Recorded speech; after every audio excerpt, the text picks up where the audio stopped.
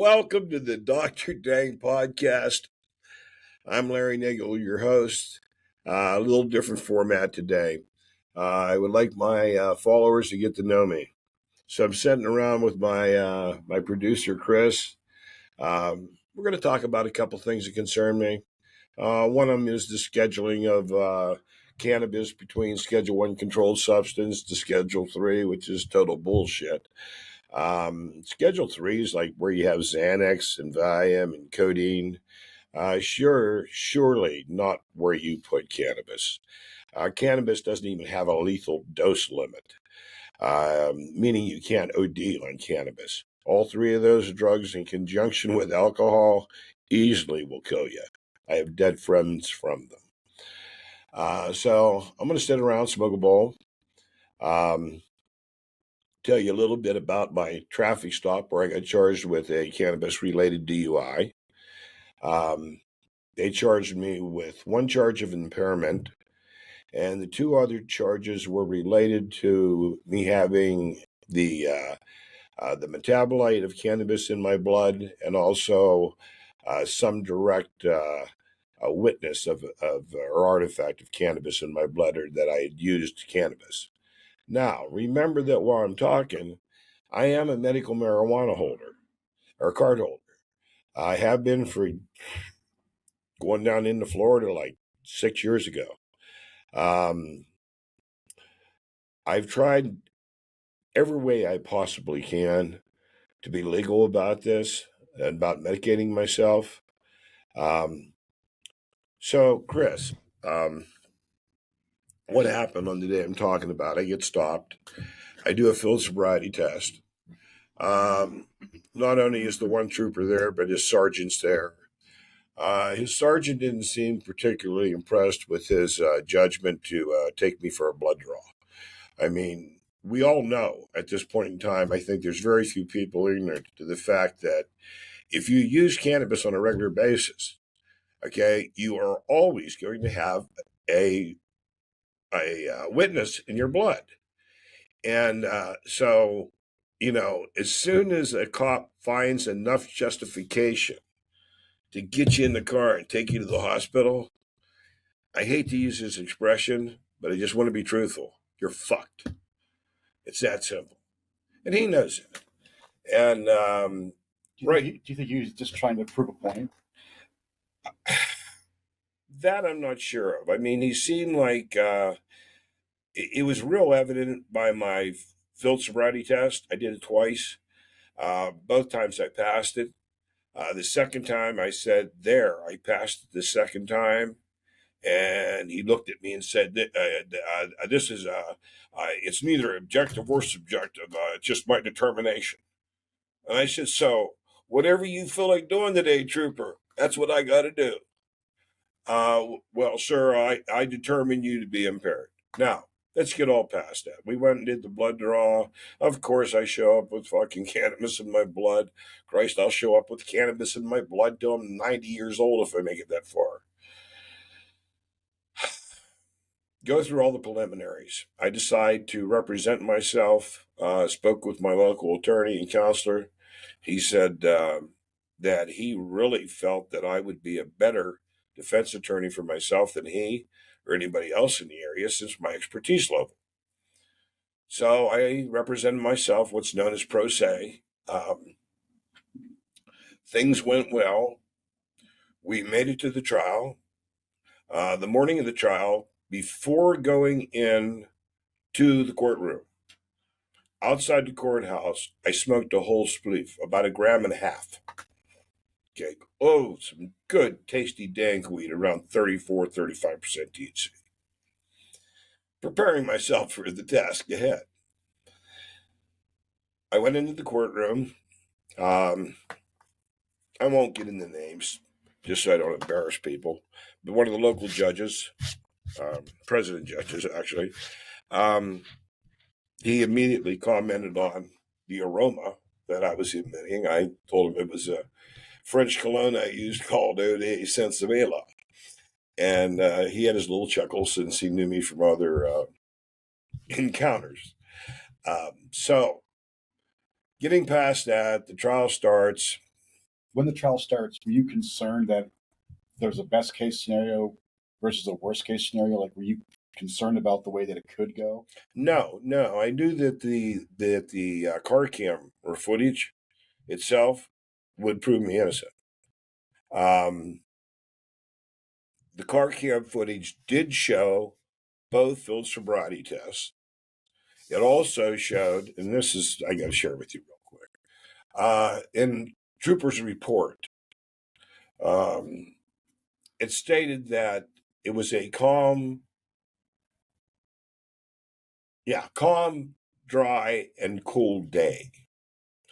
The beginning of the car cam footage, his camera is looking downhill, okay, on, what's this, 40, or 45. this is 45 past here? Yeah. No, 45 is coming up through there. 144. Okay. And this was up the top at Pleasant Gap Mountain. If anybody knows Pleasant Gap Mountain, it's one of the steepest grades on both sides in the whole freaking county, man. I mean, I used to pull horse trailers up there 30 years ago, and I dreaded going up over that mountain. Okay, because that was the hardest mountain to pull when I had a loaded horse trailer. And so that gives you an indication on how steep it is. He also put in his report, it was a level surface. Now, we start with the car cam footage, which I can produce this all and verify. The car is looking down the hill. There's a flag in front of the church. He's parked in the church parking lot. There's a flag in front of the church. It's furling like in a 30-mile-an-hour wind. There's 10-foot, 12-foot diameter puddles of water directly in front of his car. Okay? So it was not a clear night. It was not God. It was not a clear Dry, calm, level. You're on like a fucking 12% grade, dude. What's level about it? And so the trial bears itself out. The whole time I'm very, very, very confident that the judge will realize that I'm not impaired. I mean, like I said, I made sure I smoked a big fatty before I went in that morning so he could see. And that was the point I made to him, too. I did say, Judge, I'm not doing this to be disrespectful of the court. I said, I have the utmost respect for you and the court.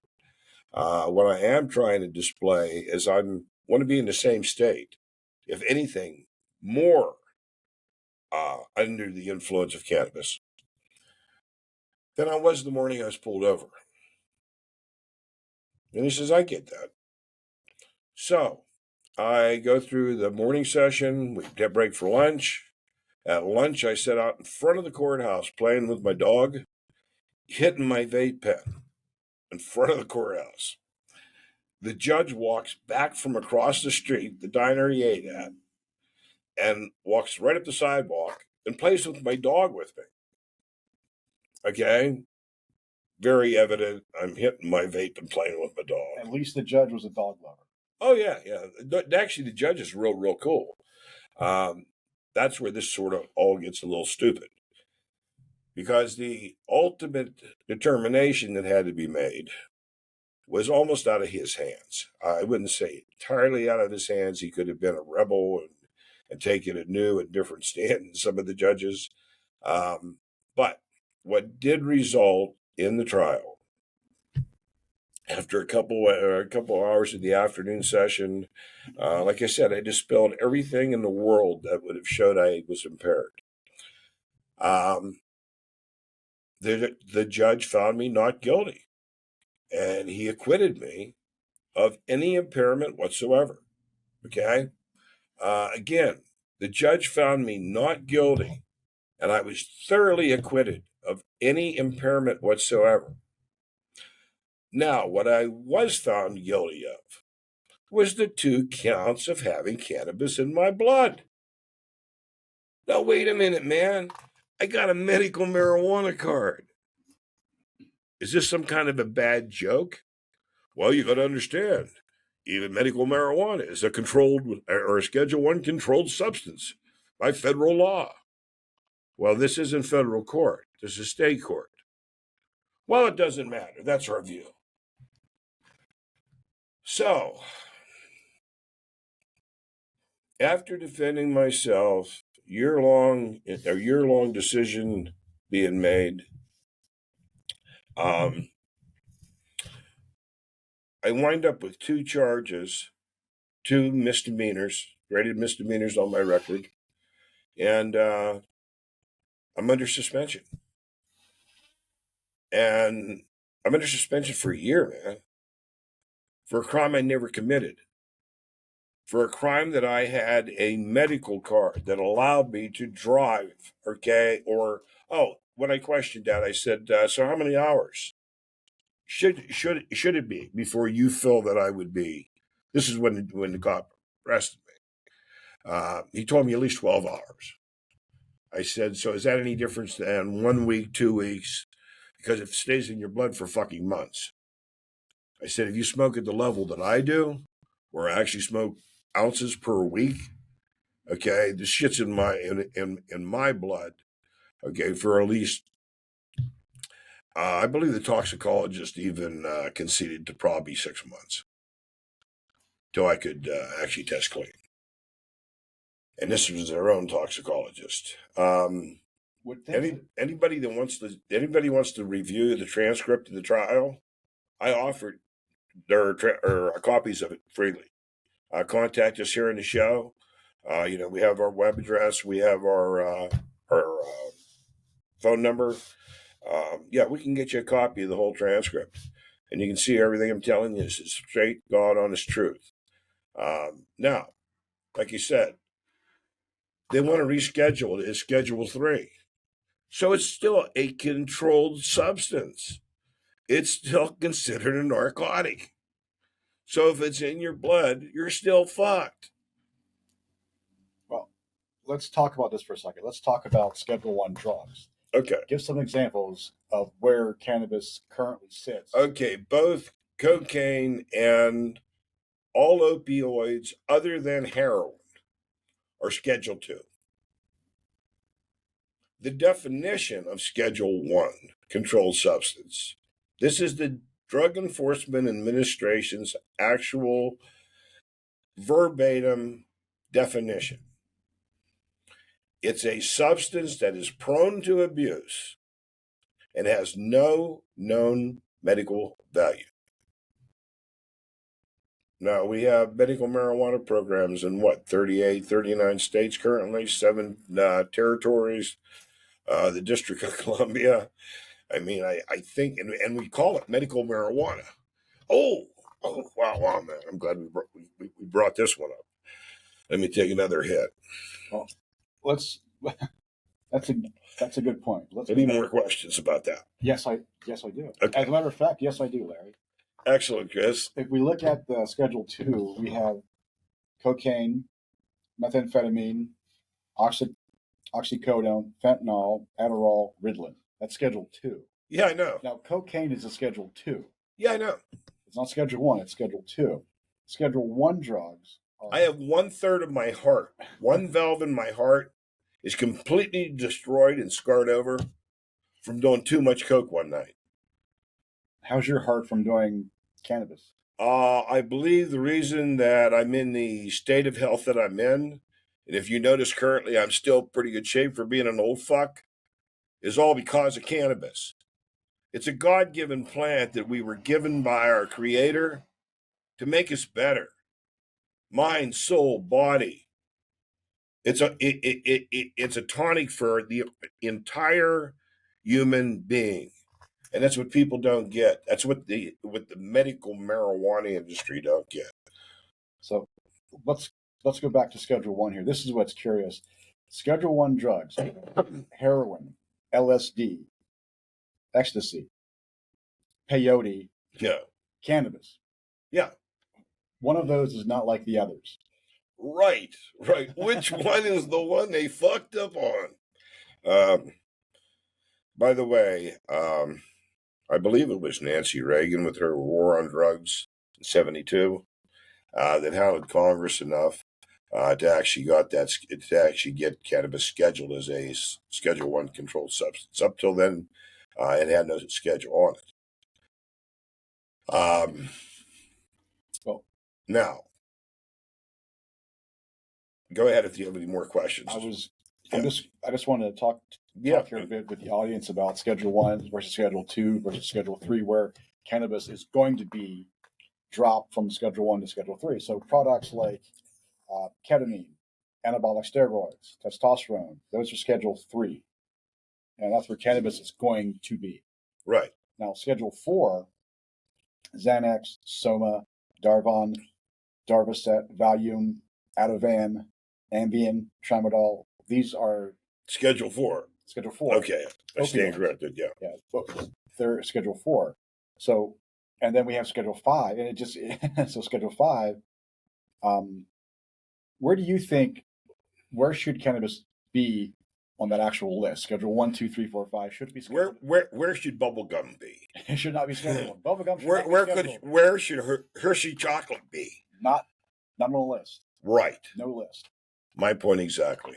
So what's preventing that from happening? That's a big step to go from Schedule 1 to Schedule 3. That's a big step. But what's preventing it from going from Schedule 3 to not being scheduled at all? That's where it needs to be. It wasn't scheduled to begin with. It was never a dangerous, it's not even habit forming. I mean, I and many, many other researchers throughout time have conclusively proved that it's not a habit forming drug. Okay, now, for clarity on that, can you develop psychological dependencies? Yes. You can develop psychological fucking dependencies to fucking Hershey's chocolate, okay, to milk, to ketchup. I mean, come on, man. I'm addicted to ketchup. Jesus Christ, I gotta chug it and jack off twice a day. Come on. This is a bad fucking joke on mankind. And I'm tired of it. But do you think it'll ever get that way from Schedule 3? Again, that's a big step. But do you think there's a chance it'll go from 3 to not at all being scheduled? Yes. Matter of fact, my stand is very simple. I know this plant to be a medicine, a true medicine. The reason I'm here and the health I am, and the reason I'm the survivor that I am of cancer, is directly attributable to cannabis. And the big falsehood about, and this is what I was wanting so badly to get into, medical marijuana versus black market marijuana versus, I don't know, man, how many fucking kind of marijuana can they figure out? Folks, so you know, the hemp plant is the hemp plant is the hemp plant. There's variations within the species, different strains that have different character, but every last one of them are the hemp plant, from the stringiest, langiest industrial hemp strain to the stockiest, fattest, plumpest indica. They're all cannabis. Now, my fascination is this. There was nothing ever called medical marijuana, Chris, until a bunch of rich people got together and decided that the poor folk make much too much money growing pot. And they wanted to make some of that proverbial fat cash. They didn't want the poor people doing that. They had kids getting out of college, couldn't get a damn good job after 4 years and $80,000 worth of education. Fuck, man. Let's pass a law to legalize pot. My boy grew pot in his closet in college. All 4 fucking years he was there. He's a master grower. Let's give him a job in like $200 million fucking grow. And that's the other falsehood about our industry. This is where it gets really sad. Currently, most of the growers, and I'm going to sound rather condescending, possibly arrogant in this statement, but I'm being exactly 100% absolutely truthful. are too stupid to manage pathogens in these $100-200 million grow operations. Why I call them stupid is real simple. It's a very, very easy task. It's one of the first things you learn when you cultivate for a long period of time, lots and lots of poundage. I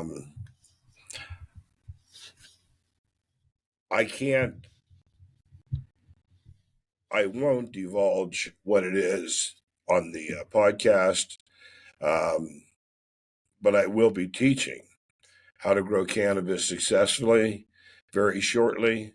That and hops. Another big falsehood. Hops and pot are basically the same plant. They're both the same genus. They're the Cannabaceae family. Okay, they're just different strains within the fucking family. Okay, now why did anybody ever tell you that? Did you ever learn in school like about all the shit you learn? I mean, I know there's hops and barley and fucking whatever the fuck rat jizz, whatever the fuck's in beer. What's the German beer that they found all the rats in the place? Oh, That's a good point. I don't remember someone saying, you know what, cannabis and hops can be traced back to the same part. That's never been brought up, and that's a lack of people telling truth. a lack of truth. That's a lack of truth. Yeah, it goes back to the philosophy is if I say something wrong, but I don't directly lie about something, I just say something that doesn't apply, and it distracts the person's mind, and they forget what the fuck they're actually thinking about. No, man. This has been like a world of smoke and mirrors. And it's been that way ever since the beginning of the prohibition of pot. In future podcasts, we're going to talk a lot about a lot of significance about the prohibition.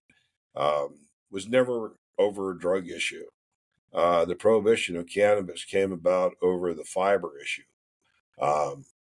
And growing it for industrial fiber. But anyway, getting back to hemp being hemp, no matter what variations or varietals or strains that you're working with, if they're cannabis, if they're hemp, they're all of the same base. Now,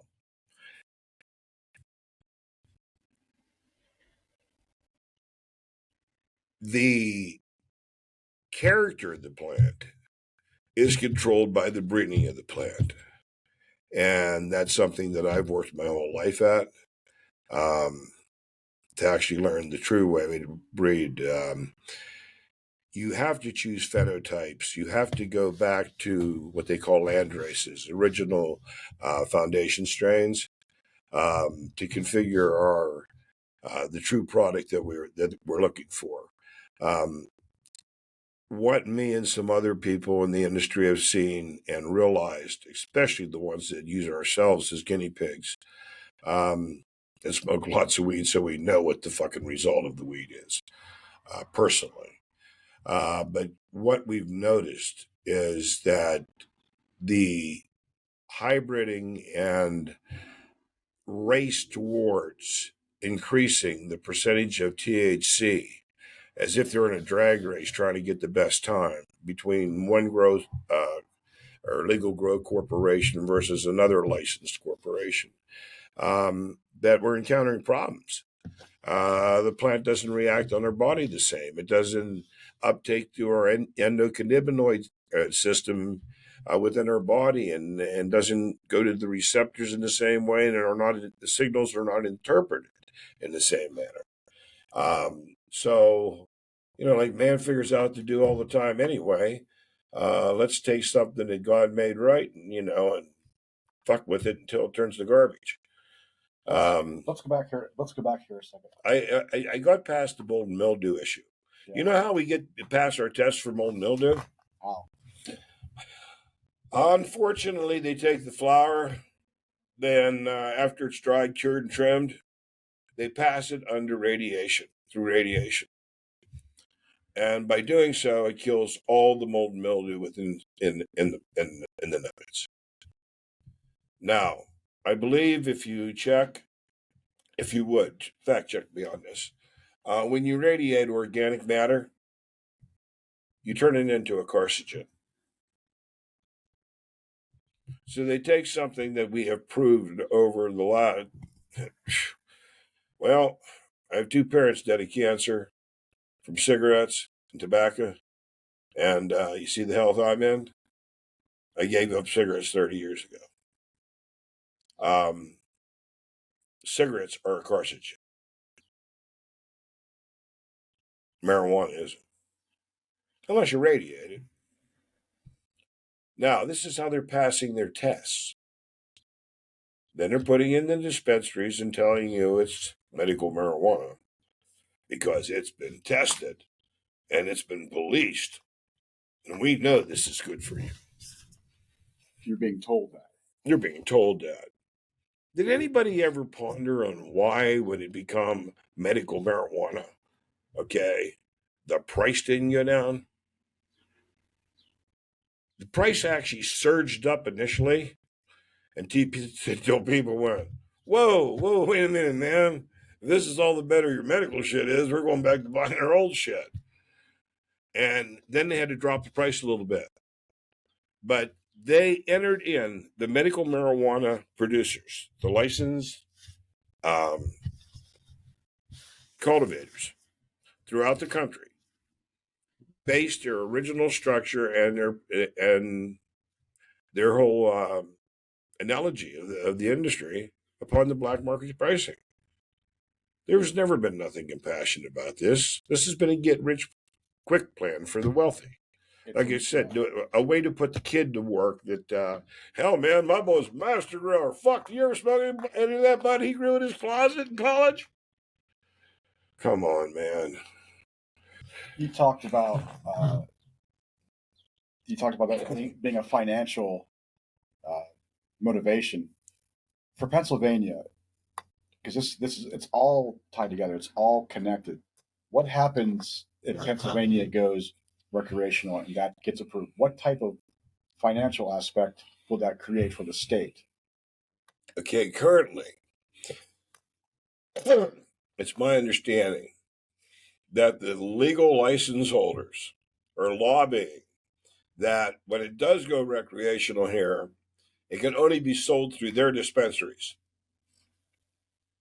Interesting.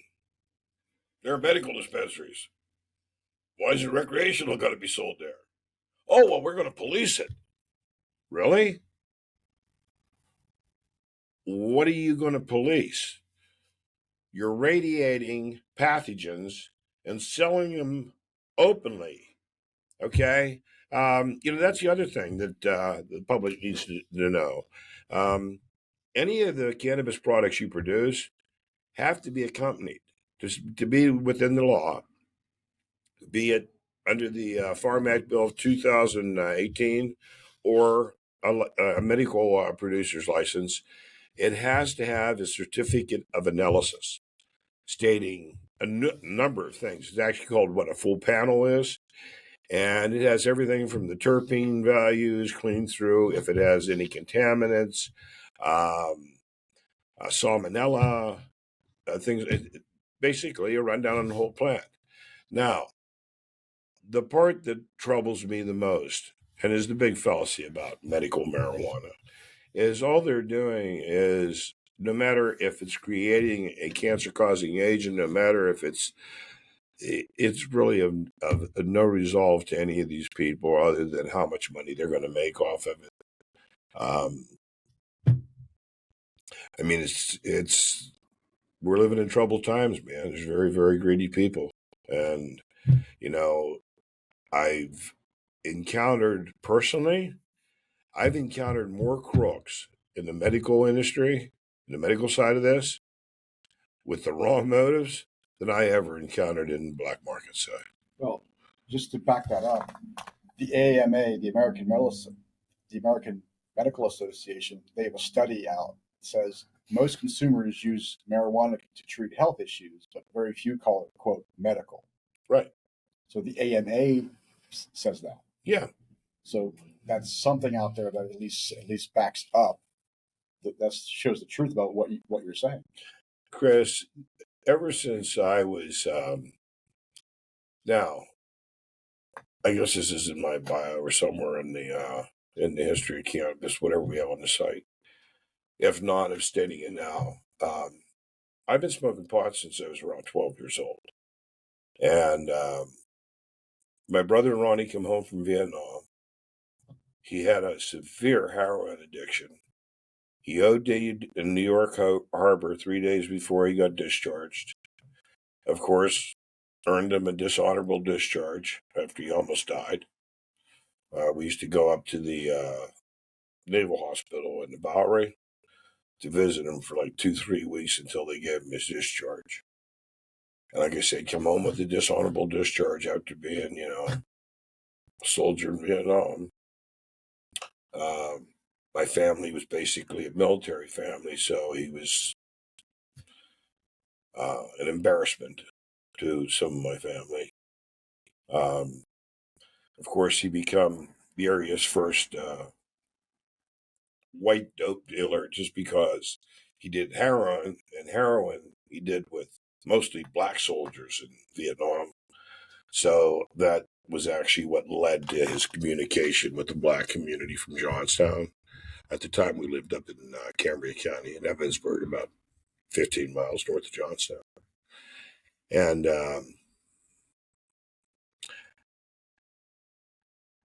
it was real easy to see that Ronnie could replace his heroin addiction um, and he would try to replace his heroin addiction with smoking, just ridiculous amounts of pot.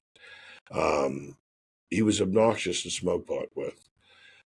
He would just, as fast as one joint would be put out or roached, I mean, bang, roll another one, dude, roll another one, roll another one. And, nobody liked to smoke with him because, fuck, number one, he would smoke your whole goddamn bag in one setting. And, but then as soon as he wasn't high on weed, he would go shoot up. Okay. So even as like a 12, 13-year-old kid, I mean, there was some relationship that went together there. I myself started experimenting smoking pot and found that it helped with some of the problems I was experiencing. What problems like what when you're that age? I was a little bit of an oddball, I just go figure that one out.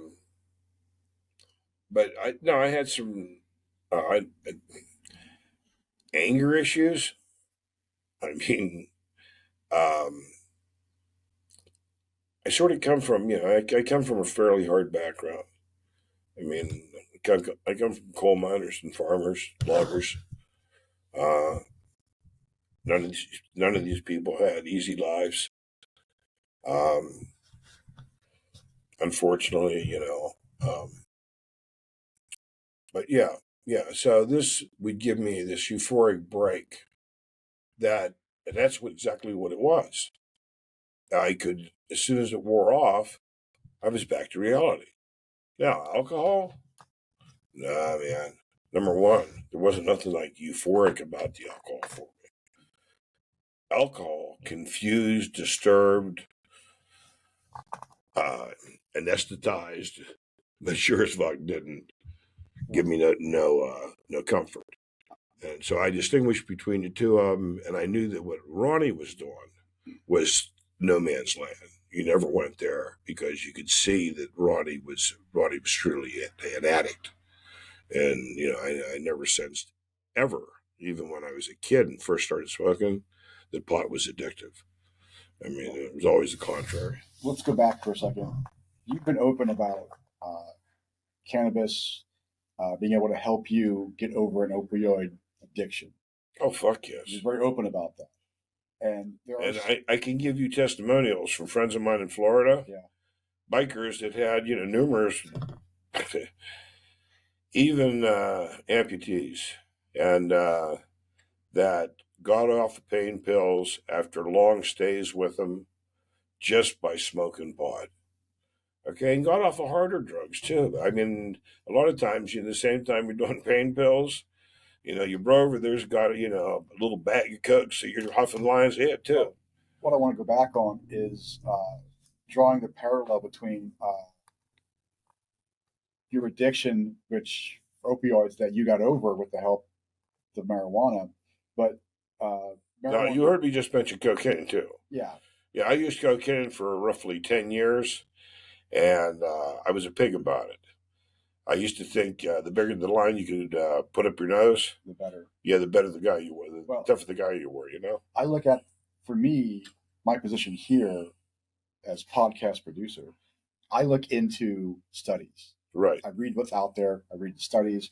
The marijuana terpenes, the studies say, are as effective as morphine for pain relief Indeed. and have fewer side effects.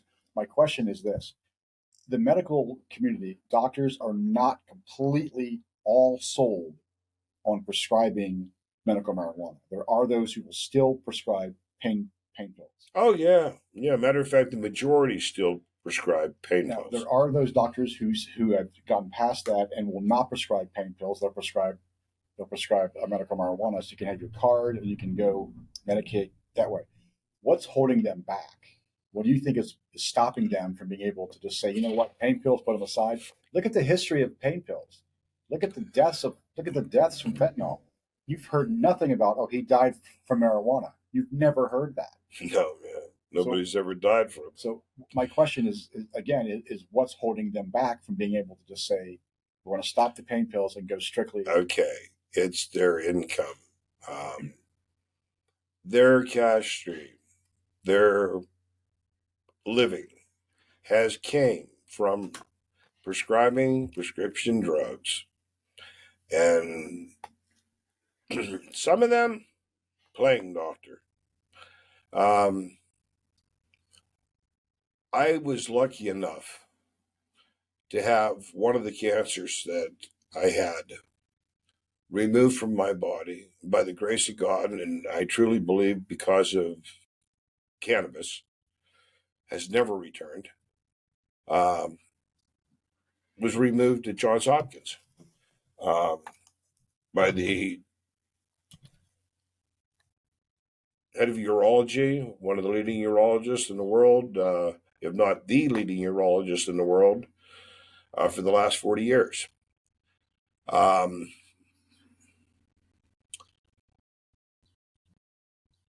there was like a wall built around my cancer. Like somebody built a reinforced wall around it, and no matter how much, and I was using certain drugs at the time that was like inflaming and fueling the fire, the cancer, and it was like my body was walling it off. I believe that, and of course, you can't get Johns Hopkins to concede to this because he didn't ever do any clinical research on it. This is just an opinion. But I, at that time, smoked, fuck, man, 8, 9 spleefs a day. You got to realize, and that's something I don't think my audience knows yet about me. I've actually slowed down in the last 2, 3 years smoking weed because of the cost of weed and because I've tried to stay on the legal side and buy medical marijuana, or what they call medical marijuana. When I grew up until 6 years ago, and I got arrested in Florida, it was very common for me to smoke 2 to 3 ounces of flower per week. I walked around with a spliff in my hand, and I drawed from it whenever I wanted to, freely all day long. And as you can see by my dreadlocks, praise Jah, I worship as a Rasta, and all of this is the motivation for the way I live my life.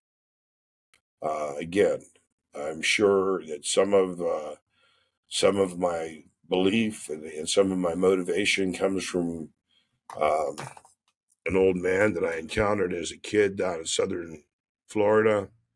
Um, he explained it real simple to me. This was when I was like 14, 15 years old.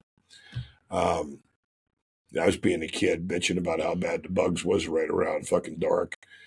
And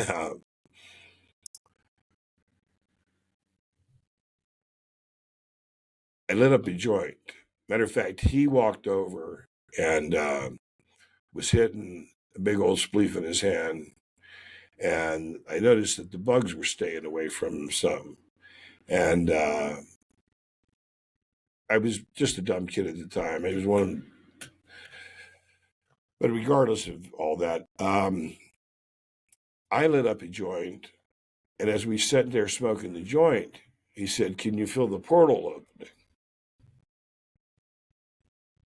The portal. The portal. And I said, "What portal's that?" He says, "No." He said, "Let yourself." He said, "Close your eyes." He says, "What do you notice the most about when you draw from a joint, from a spleef?" He said, "What's the first thing the first sensation you feel?" I said, "It's just like a giant rush of relief comes over me. My mind eases. My heart calms."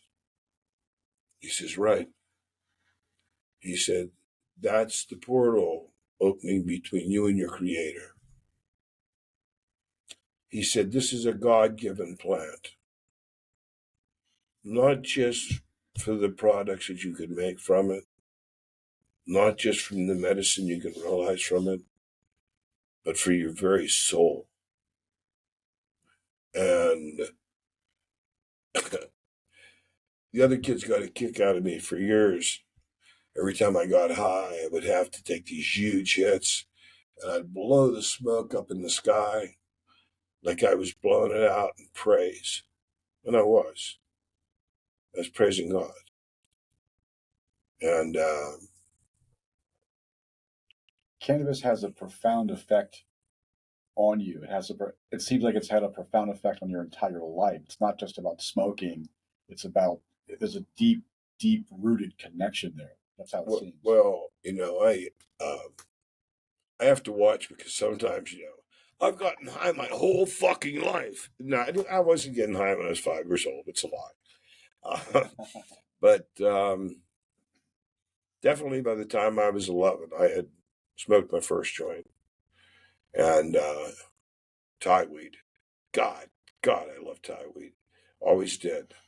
Um,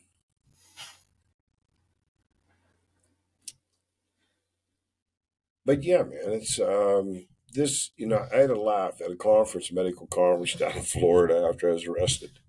I was doing I had a 5 minute speech I got to give in front of a panel of doctors. And I gave my 5 minute speech, my testimonial about how I no longer did opiates and how it was cannabis that rescued me from the fucking horrors of opiates and cocaine. And everybody was cool, except one doctor. There's always one, man. And he looks up and he said, "So, Mr. Dangle," he said, "what you're describing," he says, "is a lifelong addiction to a dangerous drug."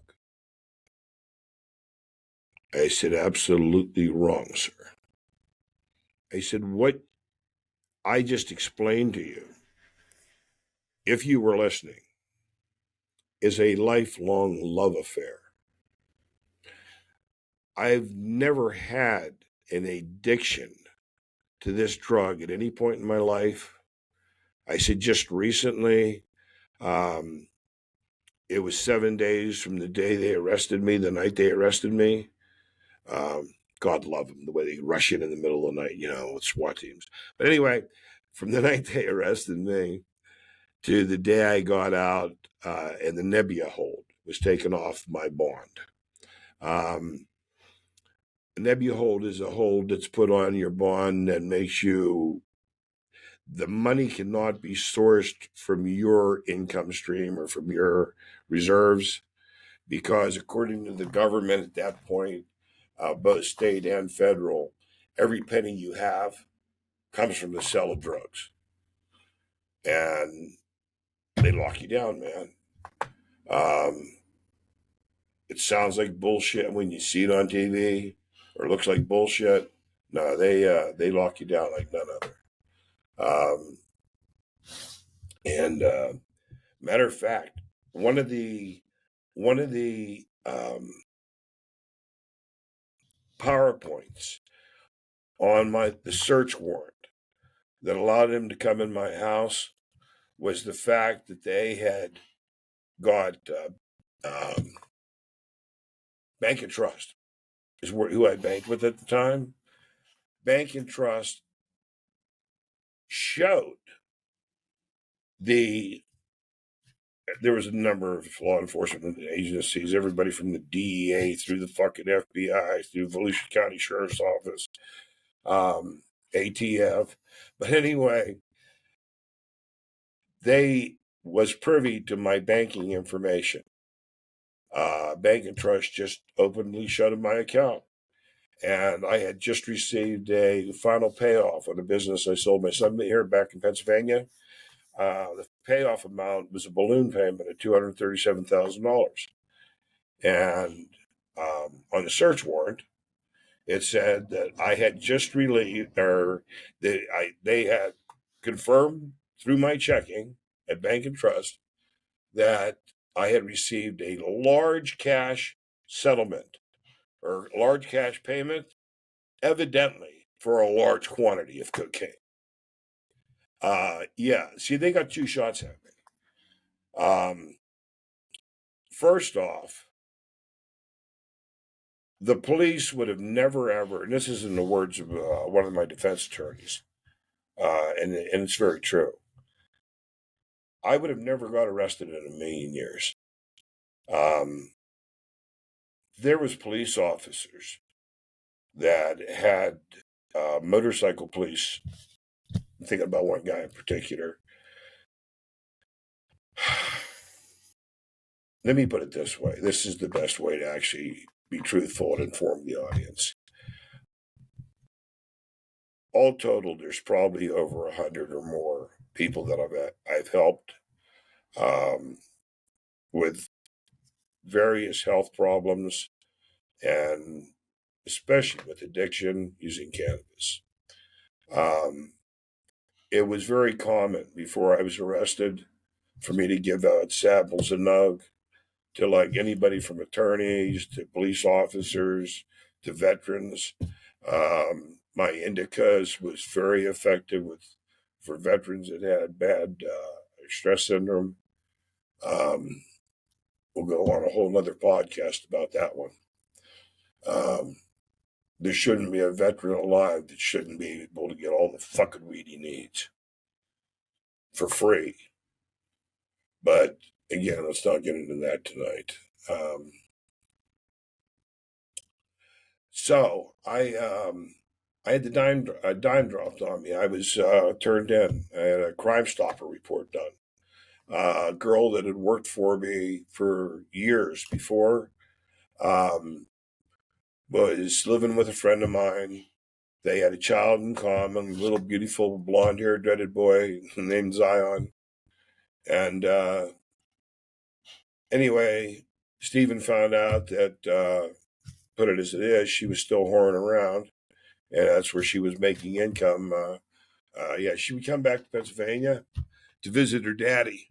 Yeah, it was the wrong kind of daddy. But anyway, like shit comes out in the wash. They got at each other. She went back to stripping and everything else that she was willing to do. And she was kicking his ass on the custody of the little boy. And Stephen worked with me, and I knew he was a better better mother than she was, and even if you, regardless of being a man, one thing Stephen was a good parent, at least for the most part. And so I helped him. I gave him a loan to get a better attorney and to back her up because he just didn't have any income or sufficient income of his own. And she went and did a Crime Stopper report where anonymously she just went and rattled on about everything that she could possibly remember that I told her about anything that Stephen and I was doing together. I had told her about that Stephen was going to be getting on his feet because we were working really, really hard to fucking get our system down because we really did believe there were some people from British Columbia I had dealt with for a long time back then. And we sincerely believed that when Florida went legal, that we would be one of the first legal grows, that these people from British Columbia would back us. So she played the whole game. She even went as far as Stephen used to drive. I had two pickups. One was my company truck for the fishing company, my commercial fishing. And she put a tracker on it. She got a tracker off the internet and put it underneath the back bumper. And she tracked the truck going back and forth from my house to Cocoa Beach to Merritt Island, okay, for like a month. And she turned that in with her Crime Stopper report too. So, Christmas Day, well, Stephen has the little guy down in the boat, fell asleep in the berth, and she decides that he's been gone too long with the little one, that he must have kidnapped the kid, and they went out to sea in the boat. So she calls the Brevard County Sheriff's Office. They go out to the dock, and I get a call from Stephen that he's in the parking lot, pacing, barefooted, with Zion in his arms. Okay, that Becky had called the police and said that made accusations, and that number one, that he was kidnapping Zion, and which of course it was evident he wasn't, although he wasn't very willing to surrender the child at the time, which was understandable. But then I asked to talk to the police officer in charge, and it was a woman. I believe she was a sergeant. And I said, go ahead and toss my boat. I'm not guilty of anything. I'm not a smuggler, okay? I'm well known for my beliefs as far as cannabis. And heck, you might even know I'm a grower. I said, but I don't run from any of that. I said, so toss the boat. If that boat's on that dock, and that's a commercially commissioned fucking fishing boat, I said, or a federally commissioned fishing boat, I said, I would be breaking the law. And she goes, well, that's not the only thing we're interested in. And I said, like, what else? And she goes, like, the connection between where you're at and here. I said, what's that have to do with Stephen and the little boy? She goes, I guess you'll find out. So, the Florida police, and I'll say this very openly, it was the Volusia County Sheriff's Office. They put together enough lies in a row that they got a judge to give them a search warrant. Now, a search warrant's a funny thing. A search warrant allows the police to come in absolutely unannounced at any fucking time they want to. And as large of a force as they possibly can justify. So the night I was arrested, I think probably 15 cops there, 2 helicopters in the air. I mean, El Chapo was going the fuck down. It was a joke. A very, very bad joke. I'm actually getting ahead of myself. The first Crime Stopper report. I was telling you about the sergeant at Christmas time. She split. left everything drop. I thought it was over. They then built a case with, I mean, Chris, they had a picture of my wife at the time waving at me and Steven as we were leaving fucking Daytona, or Daytona, the dock at Daytona, and saying, "Good luck, boys, on your future journeys." And they said that was a picture of my wife waving goodbye to us as we were going down in the Caribbean to smuggle our cargo.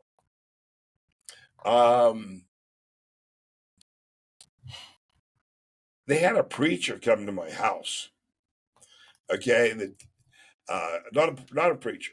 It was actually a cop dressed as a preacher, handing out pamphlets. And now, I grew a lot of pot there, so I had negative pressure. Now, when you open the door, you could walk up to a door anywhere in my house, and of course, it's in Florida, so everything's closed up. You got air conditioning on, and then you could walk up to any door, open the door, and you could walk up to it with a sage stick, giant fucking incense, and the smoke would draw right inside. Nothing went out. Okay, I had quite a bit of money in my grow because I was part of my life, and I don't make any bones about it. Where was I? Just Florida. Oh yeah, The cop coming dressed as a preacher. yeah. So he comes up, and not only does my dog like jump out the door as my wife opens the door, he has to jump back. So he winds up like 4 feet away from the fucking door, where according to him on testimony, he smelt the profuse smell of raw cannabis being manufactured in large quantities. Really? Yes. At a grower's house. At a grower's house. He must have been top detective. Oh, he was amazing. This guy, I mean, was not within 4 feet of the door. I had like fucking, and I'm not going to get into dollar amounts, but I had a lot of money tied up in just my ventilation system. Not only did I maintain negative pressure, was always drawing air from the inside the house through their active carbon filters. It went up into the roof cavity above the living space, and there it would go through. It would be clean or go through cleaners or ozone, and then would be flavored with botanical essence before it was emitted through the eaves around the edges of my roof. So basically, my house always smelled like a wonderful bouquet of flowers, and which it was, but just was a different kind of flower. Flowers are nice. Yes, I love flowers, especially the ones you get to smoke. Let's get back for a second here. Do you have with everything going on? Excuse me. With everything going on currently with Pennsylvania and lots of other states, do you have hope? Does hope exist within you that cannabis will become legal on the federal level? Okay. Of course I have hope. I've been fighting about it for 50 fucking years.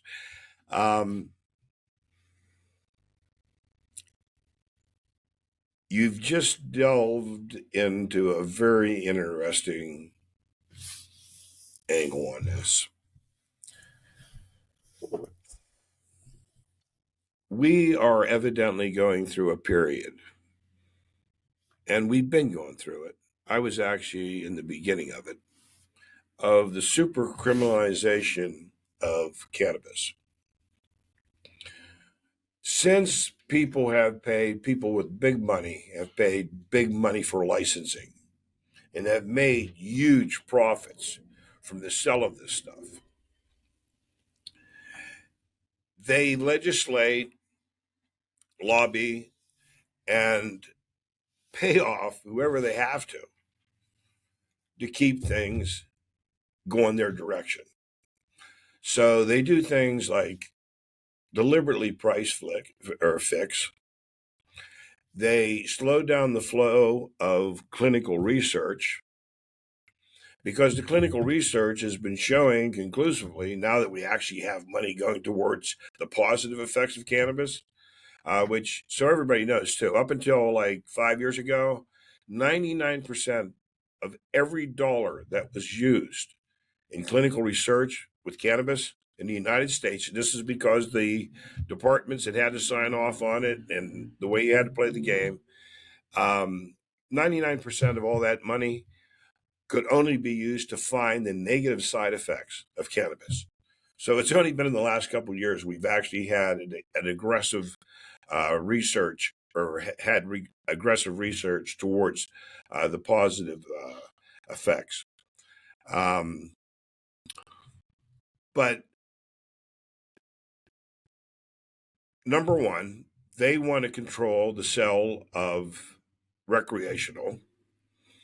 If they allow the individual, the rule, and we're probably going to adapt the same laws here in Pennsylvania as they have in New York and now in Ohio, that for each adult in the household, you're allowed, I believe, 3 plants.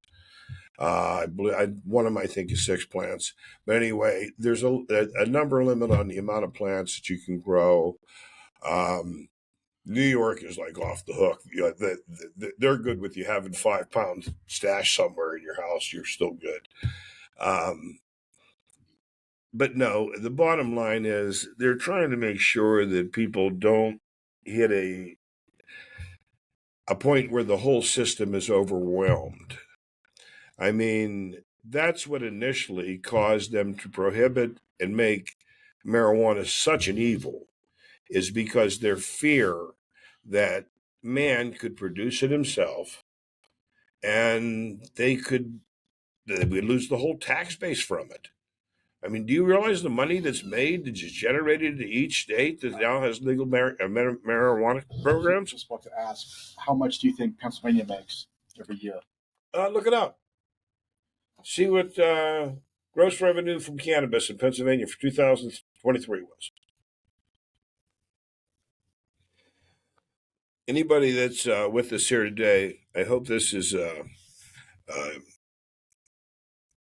good and informative. I mean, at least the goal behind it is.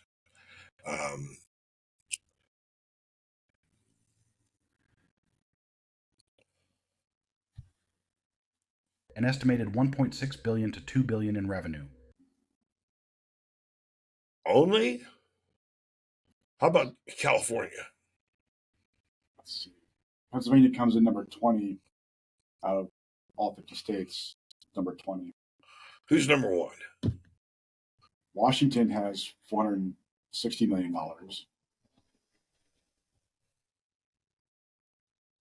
So when you start putting the states together, we're talking multiple billions of dollars being in revenues. Yeah. Yeah, isn't that amazing? Such a compassionate cause.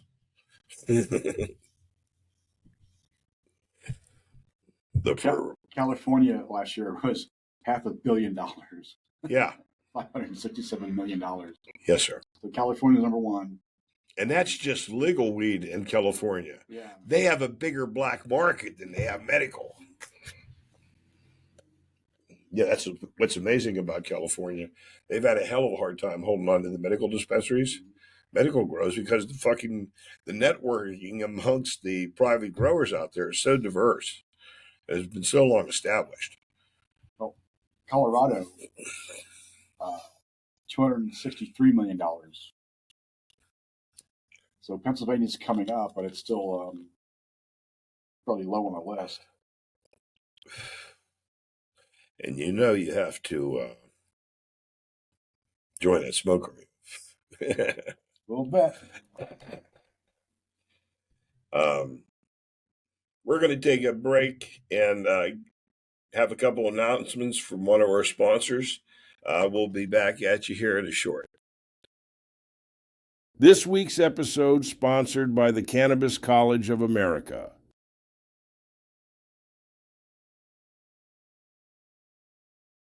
This week's episode sponsored by Buds and Brew Superstore.